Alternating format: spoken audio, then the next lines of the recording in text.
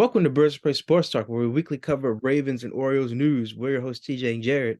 And in this video, we're going to be going over a recap of the Ravens versus Browns game. And, this was a very, very exciting game, a very, high scoring game and a disappointing game. And a lot of our key, a lot of our key points on the team. And I just want to start off by saying that, the O line and the defense, really let us down today. And, you know, it was unacceptable and it can't happen moving forward. I mean, you basically have the O line that caused the pick six that Lamar have. And a lot of outlets seem to be shaming Lamar for that pick six, blaming it on him. And, that wasn't his fault. And, the O line just could never seem to handle Myles Garrett and Zadarius Smith the whole game. They kept letting him get to Lamar, kept clogging up the running lanes. We just, couldn't get anything going. And that left the defense on the field, for a long, long time. I think I remember seeing at one point the Browns had ran 20 more plays than us and had, almost, 10 to 15 more minutes possession of the ball or something like that. And, we were just getting bullied in that game.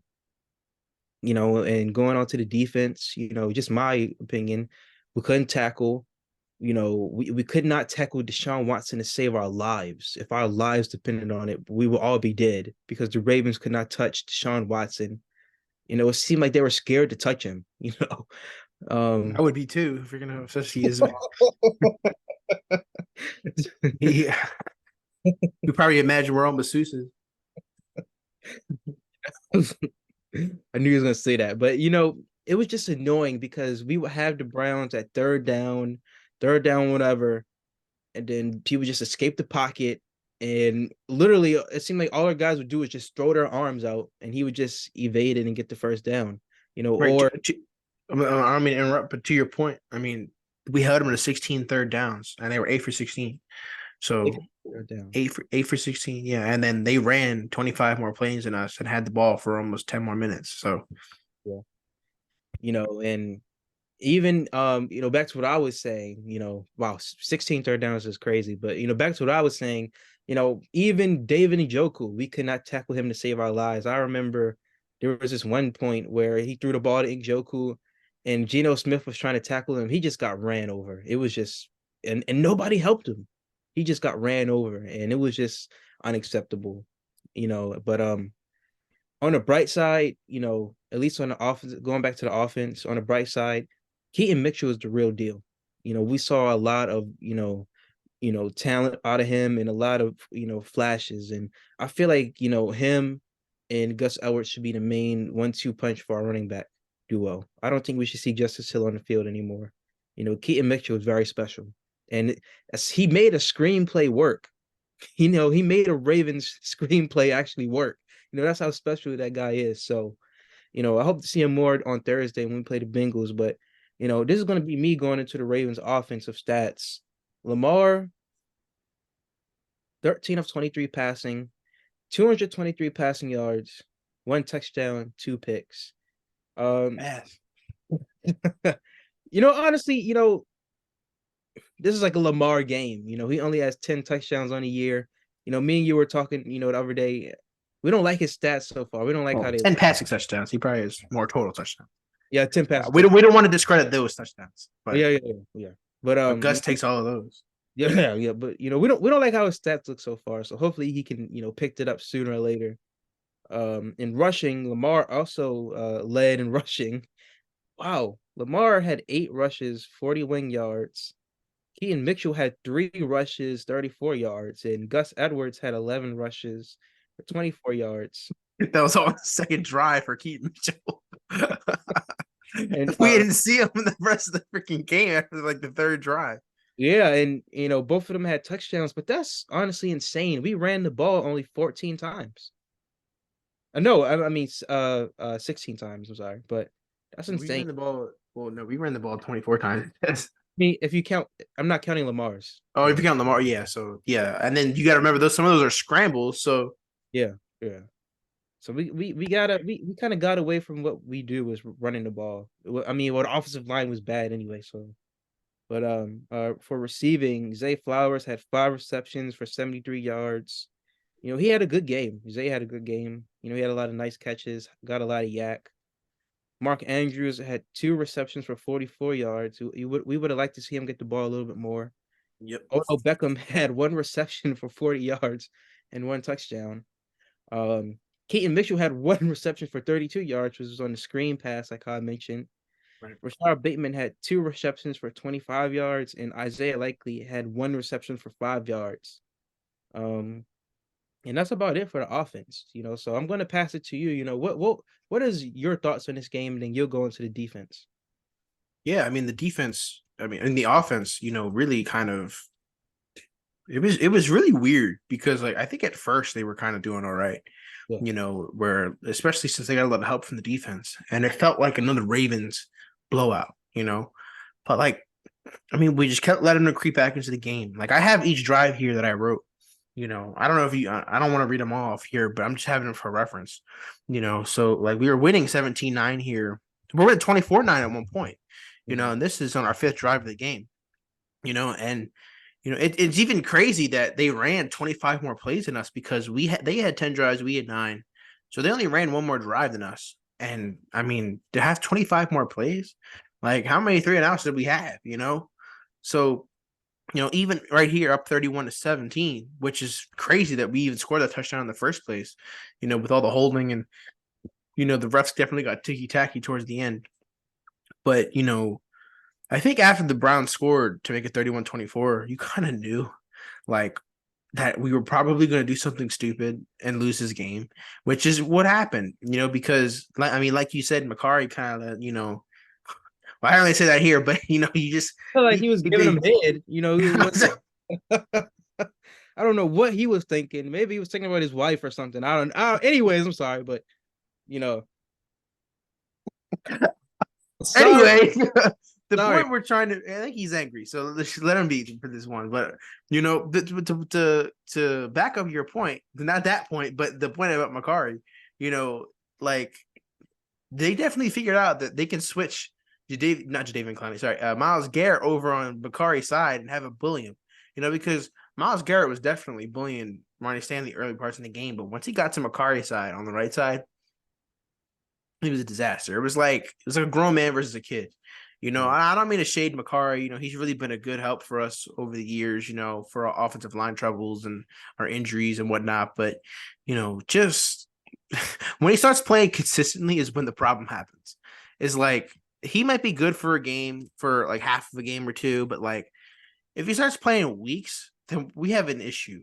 And that's not just because we have an injury, but it's because he just starts to stink over the course of the year, So he's a good backup, he's a great backup, but really he'd be a dreadful starter to say the least. And I mean, one of the biggest points that I always make in every video is you got to win in the trenches. I mean, but the Ravens, they were getting pushed around like they were a bunch of cardboard boxes today. I mean, like it was just embarrassing.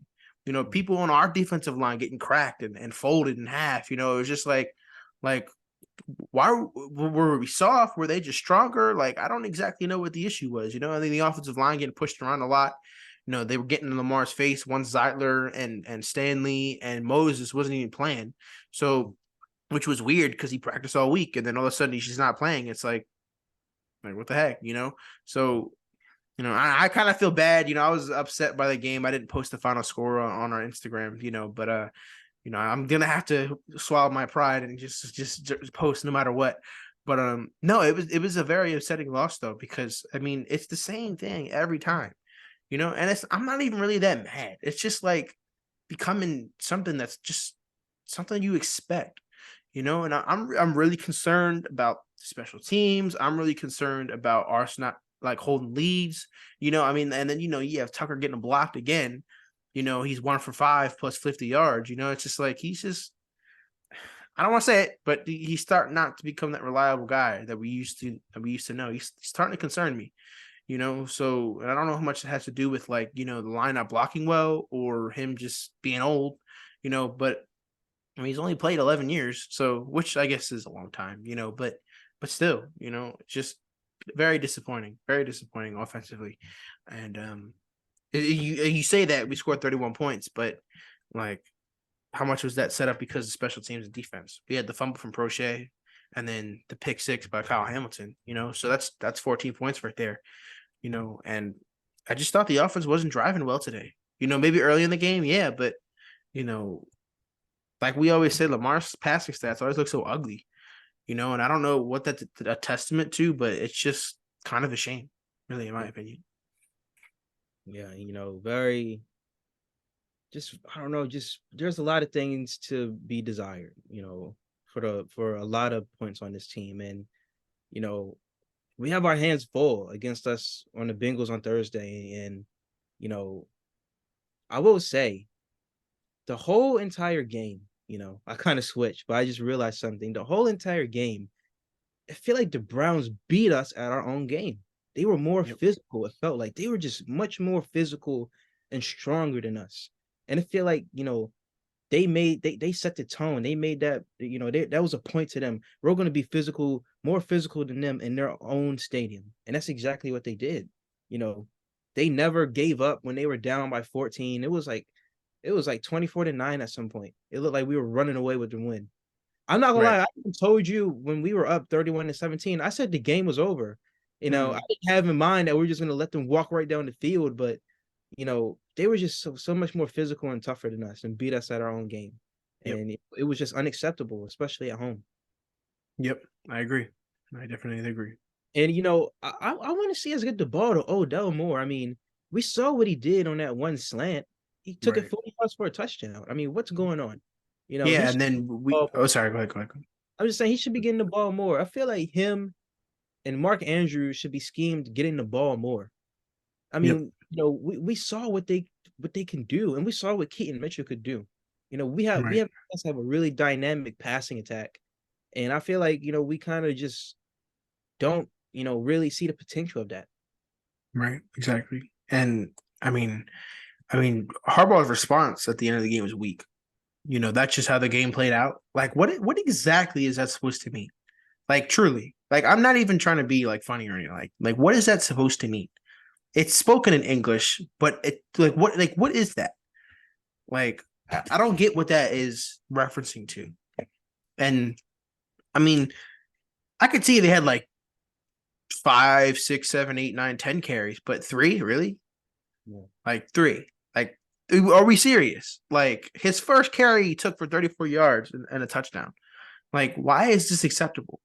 Yeah. That's the one thing that makes me mad about the Ravens is they have a guy or whatever, right? And we still want to do this by committee shit. I didn't mean to swear, but you get my point. Like, it's just you have elite running back potential right there. I mean, he makes guys take terrible angles at tackles because they just don't expect his burst, and it's like, why don't we ride the hot hand? Ride it until it freaking until it's not hot anymore. So it's just like 3 carries in the whole game. I don't even know if he had one in the second half. Like, did he even have one in the second half? Like, I don't even know. I don't think so. And No. I'm getting sick of Justin Hill on the field. I'm not gonna even gonna lie. Like, I don't want to be rude or anything, but Keaton's got to be our guy. He just has to. Gus is a bruiser, and he will always be one. And I love Gus, but I think it should be definitely like 40-40-20. Like, that's how it should be. Justice Hill should be getting 20% of the carries. So I don't get it. Like, and then I just don't feel like we're using our guys right offensively either. I just really don't. I mean, 4 targets for Mark Andrews today, 4 targets for real for 2 catches and 44 yards. Like, are we being serious? Yeah. Like, what is this? Scheme your guys open. Like, we hired you for a reason. And I just want to point out it's not like we're asking, for a rocket science equation. I mean, look at the 2019 Chiefs. They had Sammy Watkins, Tyreek Hill, Travis Kelsey on the same team. They were able to get all of those guys catches. I know we can do that too with Odell, Zay Flowers, and Mark Andrews. Yep. I know we can. So that's a problem. The O line is a problem. We also, need to talk about Ronnie Stanley. You know, you Yeah. know, I love Ronnie. He's been a very good left tackle for us. he was in the top 100 players in 2019. But you really can question his heart for the game. Is his heart in the game? And it seems like so many times, he's easily getting hurt, doesn't want to come back in the game. He's, lazy on plays. He's getting pushed around. He's not, performing up to the level that we paid him in 2020. And he's always getting hurt. And And then he always feels like he's getting his ankle rolled up on. Like, don't of you think course, that I don't look, I am not a football player. I am not a left tackle. If I tried, I would be bullied every play. But the point I'm trying to make is, don't you think he should be more cautious or something like that now? Especially after that's how he got his major injury, someone rolling up on him. I know freak stuff happens in the NFL, but like, shouldn't he be a little bit more cautious? It keeps happening over and over. Like it happened last year, it's happening this year. Like, don't you think as a person who's gone through that type of trauma on your leg or whatever, you should be a little bit more careful about leaving your legs wide open in an area where it's like a target to get rolled up on? he definitely should. And it just seems like, there's just no growth in him since when he came back. It seems like he's kind of regressed. And, I hate to say this about him because I really think he could be a great player and get back to Mhm. where he used to be. But, we really need to start questioning his heart for the game. Right. And, this game right here against the Browns, I mean, this exposed us. We have, a shaky O line, and we're going to be playing against teams. The 49ers might eat us alive. They have Chase Young, Javon Hargrave, Nick Bosa. They might eat us alive. You know how we're going up against some teams that have a lot of strong D lines. So we got to fix that a lot. Right. So I'm scared for those heavy games, man. I don't know how good the Dolphins defensive line is, but definitely the 49ers. And I mean the Steelers got a pretty good, defense as well. Bengals obviously got Trey Hendrickson, Sam Hubbard, and others. I don't know how about Trey Hendrickson's availability. I know he got his ankle rolled up on too. Excuse me. Did you see that? No, I didn't see that. I think it was him or Sam Hubbard. I forgot who, but and then their receivers Higgins and Chase might not play as well, so that's another thing. But do Chase is you? gonna play. He got taken off the injury report, but Higgins might not. Well, I guess that's good for us because we might be missing Marlo. So, do you want me to go over defensive stats now, or do you have anything more to say about the offense? Yes, sir. What are you gonna say? Go ahead. Oh, you want to? I thought you were saying you had more to say. But anyways, to transition to the defense, which was very, I think it was fine at first because they were holding them to field goals, but then they were starting to get out there way too much. And no matter what young defense you have, they will always get tired. In my opinion, especially when they're out there for 35 minutes. So, anyways, so we move on to the stats here. Roquan Smith has 21 tackles, 14 of them are solo. That's crazy. 21 tackles. Patrick Queen has 9 tackles, 6 of them are solo. Kyle Hamilton has 8 tackles, 8 of them are solo. He has 2 pass deflections, a QB hit, and a touchdown, which was a pick 6. Jadeveon Clowney has 6 total tackles, 2 of them are solo. He got 2 sacks and 2 tackles for losses and 2 QB hits. Geno Stone's pick streak ends here. He gets 5 tackles, 2 of them are solo, 1 pass deflection. Odafe Oweh has 4 total tackles, 4 of them are solo, 1 sack, and 2 QB hits. He also forced a fumble that was recovered by the Browns, by the way. So, I mean, and that could have ended the game. So, our guys need to be a little bit more alert. Michael Pierce has 4 total tackles, 3 of them are solo. Marlon Humphrey, 3 total tackles, 3 of them are solo, 1 tackle for loss. Matabike gets 3 tackles, 1 of them is solo. He gets a tackle for loss and a sack. 3 QB hits. The number keeps going up, and there's just way more defensive stats here. But like I said, Kyle Hamilton gets the pick 6. And then obviously we couldn't recover the fumble late in the game, but I don't know. They definitely felt sluggish towards the end of the game, and I think that really has to do it with a testament to them playing 35 minutes. I mean, that's a long time for a 60-minute game. That's more than half, so for them to play more than half of the game, I mean, I could bet you the time of possession for the defense the past few weeks has been something not as bad as that. I mean, what do you think? Can you repeat that again? kind of. I said I don't think that the defense has been out that long this whole year. Like what do you Yeah, think? yeah, definitely. They definitely haven't. I mean, the Seahawks game, even the Lions game. A lot of games we haven't been out there that long. We've done our job, and Yep. the offensive line definitely didn't look like how it did in this game. So the Nope. defense out there a lot. So Yep. yeah, So to prove my point, I mean they were out there for 19 minutes and 56 seconds last week. 19 minutes. That's almost half of the game. You know, like I'm looking at all of them. They were there for half of the game, 30 minutes in the Cardinals game. I mean, that was kind of because of the I hated those last few minutes in the game. That was annoying. They were out there for like 30 minutes in the Lions game, it says, but that was a lot of garbage time. yeah, Um, let me see here. They were out for 24 minutes in the Titans game. Um, they had to be out there for a lot for the Steelers game. That's why we collapsed late in the game. Oh, maybe not. They're only out there for 29 minutes, but the offense was not doing nothing. Um, but anyway, you get my point though. The defense probably on average has been out there for like 20, 25 minutes, maybe. Maybe 20, maybe 26, 7, 8, whatever you want to say. But 35 minutes is just unacceptable. And that's a lot on the offense. And you definitely saw the time of possession really taking a toll on us late in the game.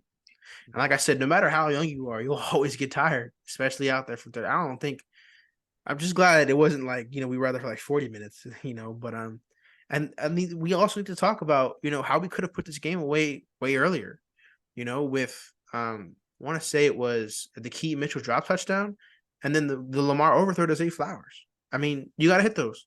yeah, I'm really getting tired of Lamar missing on the deep ball. I really am. yeah. Like it's genuinely getting on my nerves. Like it really is. Like how do you feel about this?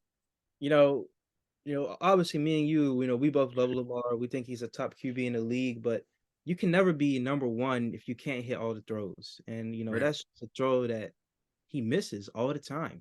And it's like, right, when it comes to the playoffs, I trust Lamar, but those are the type of throws that you have to make.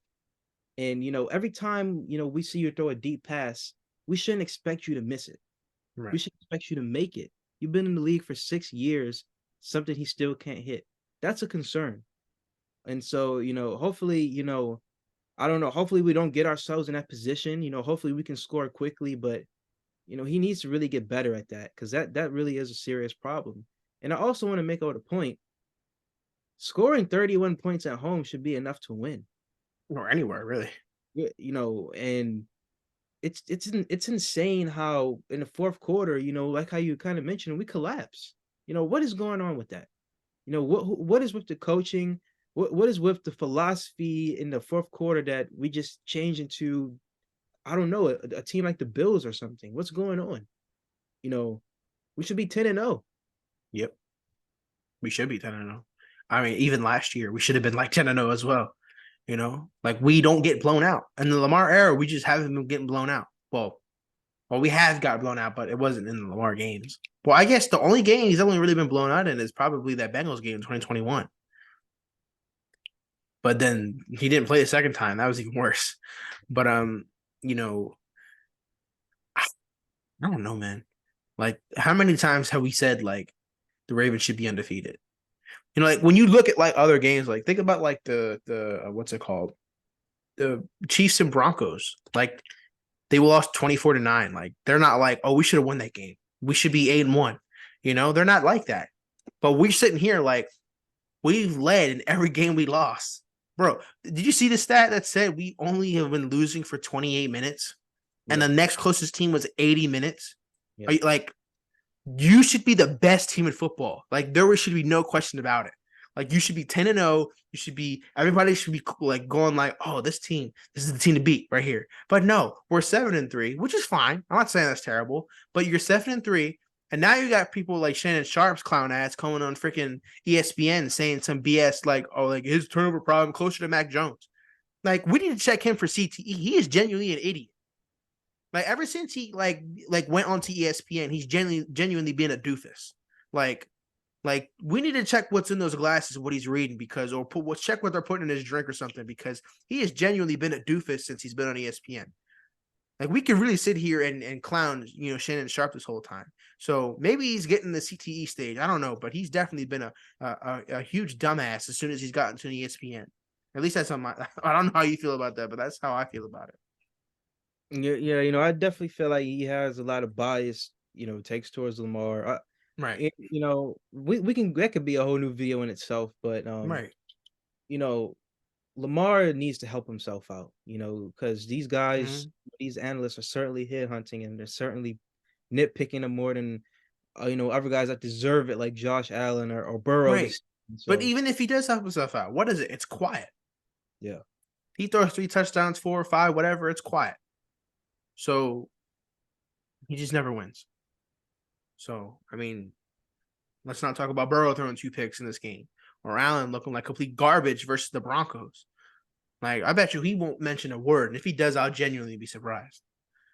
So, anyways, you want to just get into this freaking Ravens Bengals recap?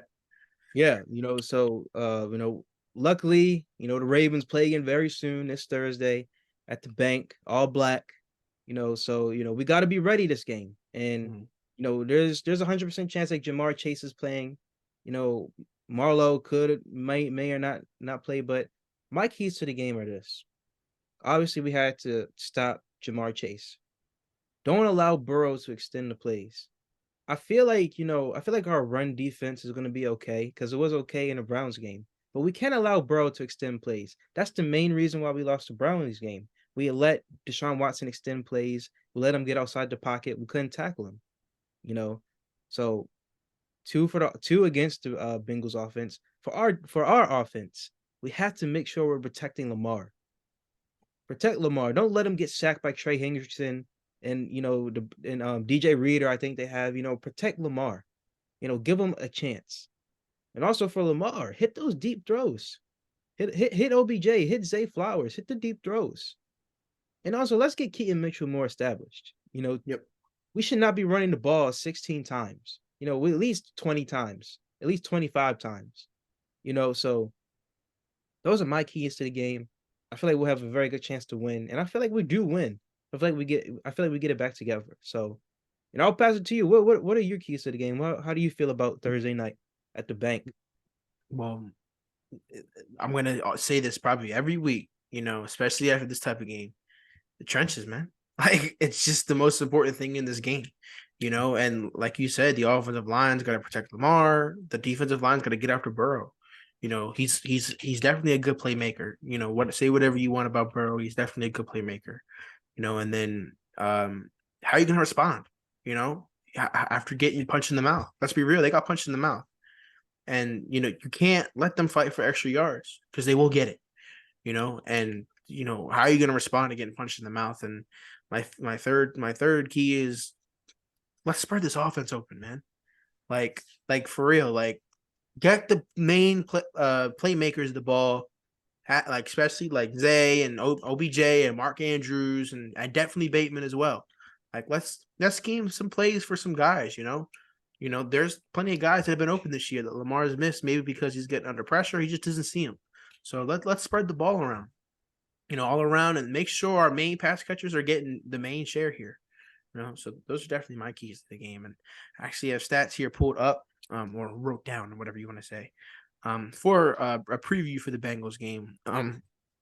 As I drop something. But their record is 5-4. They are fourth in the AFC North, and their last game was a loss to the Texans. Some player stats: Joe Burrow has 2,208 passing yards, 14 touchdowns, 6 picks, a 90.5 QB rating, and 67 completion percentage. They don't have a running back committee like we do. They only have one main back, and that's Joe Mixon. He has 137 carries for 536 yards, 4 touchdowns, 3.9 average, 4 touchdowns, I apologize, and 59.6 yards per game. Their main 3 pass catchers are Jamar Chase with 69 receptions, 821 yards, 5 touchdowns, 91.2 yards per game. Tyler Boyd with 44 receptions, 417 yards, 2 touchdowns, 46.3 yards per game. T. Higgins has 27 receptions for 328 yards, 2 touchdowns, 46.9 yards per game. I believe those 2 touchdowns were versus us. Defensive wise, their tackle leaders, Logan Wilson leads the way with 70, Jermaine Pratt with 69, Dax Hill with 60, Nick Scott with 50, Cam Taylor Britt with 45, and Mike Hilton with 45 as well. Sack leaders, Trey Henderson is 8.5 sacks, or leads the way with 8.5 sacks. Sam Hubbard is second with 4 sacks. BJ Hill also has 4 sacks, and Dax Hill has 1.5 sacks. Their interception leaders are Cam Taylor Britt, four interceptions. Logan Wilson second with 3. Jermaine Pratt has 2 interceptions. Dax Hill has 2 interceptions as well, and Mike Hilton has 1. Overall, for team stats, offensively they average 301.7 yards per game, which is 24th in the league. Pass yards per game is 226.9, which is 16th in the league. Rush yards per game is 74.8, which is worst in the NFL. Total points 182, which is 20th in the NFL. Points per game is 20.2, which is 20th in the NFL as well. And their third down conversion percentage is 37.3%, which is also 20th in the NFL.